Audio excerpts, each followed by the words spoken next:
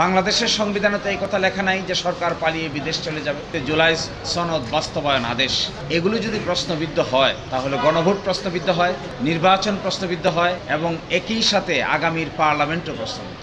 আজকালকার সরকারের পক্ষ থেকে কেউ কেউ এই বিষয়গুলোকে আদালতের কাঁধে বন্দুক রেখে বাকি কাজ করতে চাচ্ছে।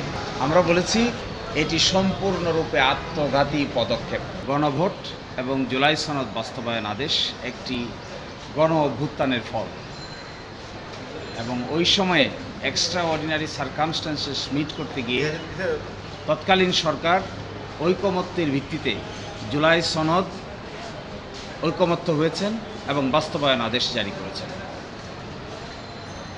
এবং এই বিষয়টা নিয়ে এখন যারা প্রশ্ন তুলছেন, আমরা আদালতকে বলেছি এটি আত্মঘাতী একটি প্রশ্ন উত্থাপন করেছে।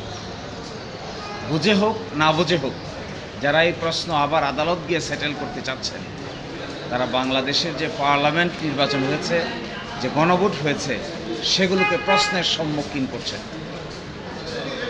যদি জুলাই সনদ বাস্তবায়ন আদেশ এবং গণভোট এই দুটি প্রশ্নবিদ্ধ হয়, তাহলে বিগত সরকারের আমলে যে 16 মাস দেশ পরিচালনা করেছেন তা সব কিছুই অসাংবিধানিকতার বেড়াজালে আবদ্ধ হবে। আর তা করে আজকালকার সরকারের পক্ষ থেকে এক ধরনের ইন্ধন যোগানো হচ্ছে। এই ইন্ধনের অংশ হিসেবে কেউ কেউ এই বিষয়গুলোকে আদালতের কাঁধে বন্দুক রেখে বাকি কাজ করতে চাচ্ছে। আমরা বলেছি এটি সম্পূর্ণরূপে আত্মঘাতী পদক্ষেপ। এখান থেকে যদি সরে না আসেন তাহলে জুলাই সনদ, জুলাই মাস আপসার্জ কিংবা পরবর্তীতে জুলাই সনদ বাস্তবায়ন আদেশ এগুলো যদি প্রশ্নবিদ্ধ হয় তাহলে গণভোট প্রশ্নবিদ্ধ হয়, নির্বাচন প্রশ্নবিদ্ধ হয় এবং একই সাথে আগামীর পার্লামেন্টও প্রশ্নবিদ্ধ। তারা বলেছেন এগুলো সংবিধানে নাই। এগুলো যদি সংবিধানে নাই, তারপরে ঐকমত্যের ভিত্তিতে বিশেষ সার্কামস্ট্যান্সেস এগুলি করা হয়েছে।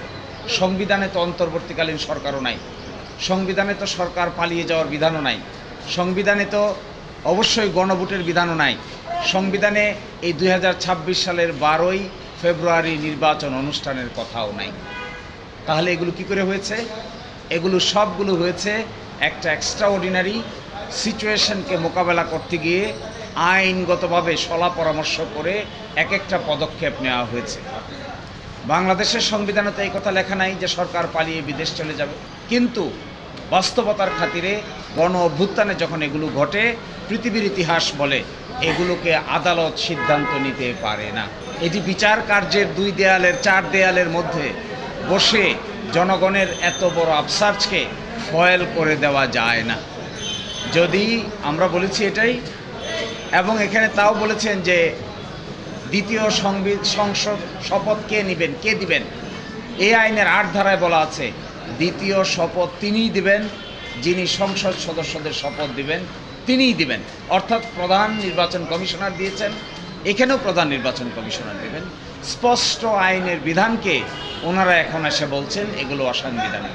এগুলো যদি অসাংবিধানিক হয় তাহলে হয়তো তারা ক্যালকুলেট করতে পারছেন না নির্বাচনও কিন্তু অসাংবিধানিক।